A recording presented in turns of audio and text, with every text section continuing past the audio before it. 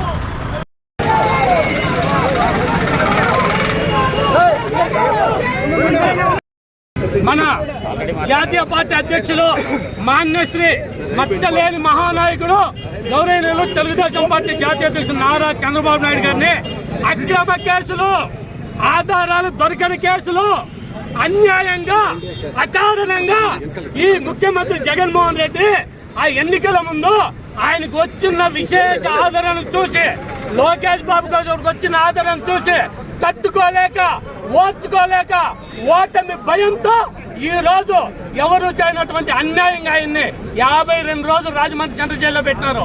ఈ రోజు హైకోర్టు 4 వారాల మధ్యంతర బెయిల్ ఇచ్చినారు. జగన్మోహన్ రెడ్డి గారు, ఆంధ్రప్రదేశ్ లో నువ్వు పుట్టడమే సిగ్గు చేతని కూడా మేము తెలుగు వాడిగా చెప్తున్నాము. ఎందుకంటే ఈ విధంగా కక్షపూరితంగా ఉండకూడదు.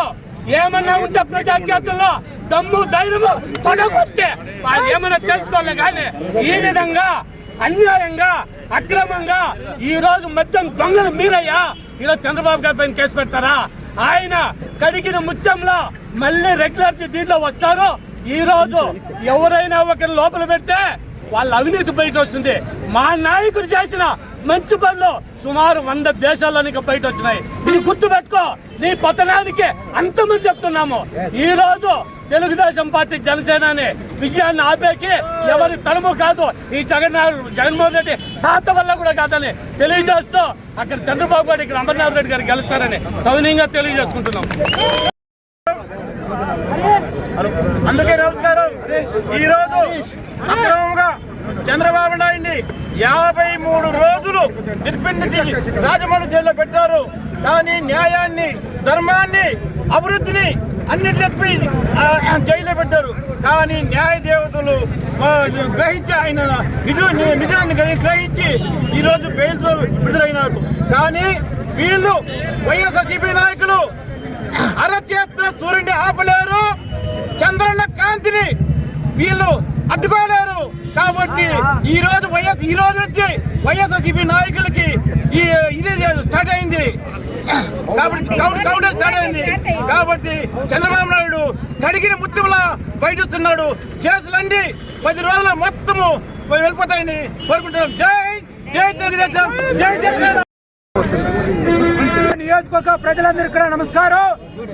ప్రజలారా, దయచేసి ఆలోచించండి. ఎందుకంటే ఈ సైకో జగన్మోహన్ రెడ్డి లేని కేసుల్ని ఉంది అని నిరూపించడానికి పడరాని పాటలు పడ్డాడు. అనేక వ్యవస్థల్ని మేనేజ్ చేశాడు. అయినా కానీ ఈ రోజు న్యాయం గెలిచింది. ఎందుకంటే రాజ్యాంగం, ఇది అంబేద్కర్ రాజ్యాంగం. అయ్యా జగన్మోహన్ రెడ్డి, ఇది రాజారెడ్డి రాజ్యాంగం కాదు, అంబేద్కర్ రాజ్యాంగం. ఇంత జరిగినా కానీ ఈ లోకల్లో ఉన్నటువంటి చోటా నాయకులు, పోలీసులు అడ్డం పెట్టుకొని కనీసం మేము న్యాయ దేవతకి ఆరాధించాలన్నా, న్యాయ దేవత పట్ల మేము గౌరవాన్ని తెలియపరచాలన్నా ఈ పోలీసుల ద్వారా అడ్డుకోవటం ఎంతవరకు సమంజసం? ఇకపోతే మళ్ళీ ఈరోజు మద్యం కేసు అంట. అయ్యా మద్యం ప్రియులారా, దయచేసి ఆలోచించండి. ఈ జగన్మోహన్ రెడ్డి వచ్చి ఎలాంటి నాశరకమైనటువంటి మద్యాన్ని అమ్మి అనేక చావులకి కారణమైనటువంటి ఈ జగన్మోహన్ రెడ్డి సిగ్గుమానం లేకుండా, మొగతనం లేకుండా ఈ ఎలక్షన్ సీజన్ లో మద్యం కేసు మళ్ళీ ఒకటి క్రియేట్ చేసినాడు. అయ్యా జగన్మోహన్ రెడ్డి, నీ ఆశలు ఫలించువు, నువ్వు సర్వనాశనం అయిపోతావు. ఎందుకంటే 45 ఏళ్ల రాజకీయ అనుభవం ఉన్నటువంటి 73 సంవత్సరాలు ఉన్నటువంటి ఒక వృద్ధుడిని ఇదేనా నీ మొగతనం? ఈ విధంగా పోలీసుల ద్వారా లేనిపోని కేసులు పెట్టించి ఇబ్బంది కలిగి ఎంతవరకు సమంజసం? ప్రజలారా దయచేసి ఆలోచించండి. ఇలాంటి గవర్నమెంట్ మళ్ళీ మనకు వస్తే మనం అందరూ కూడా ఇలాంటి కష్టాలు పడాల్సి వస్తుంది. కాబట్టి రాబోయే 24లో ఈ జగన్మోహన్ రెడ్డికి బుద్ధి చెప్పాల్సిందిగా తెలుగుదేశాన్ని గెలిపించాల్సిందిగా కోరుతున్నాము. జై హింద్, జై అమరావతి.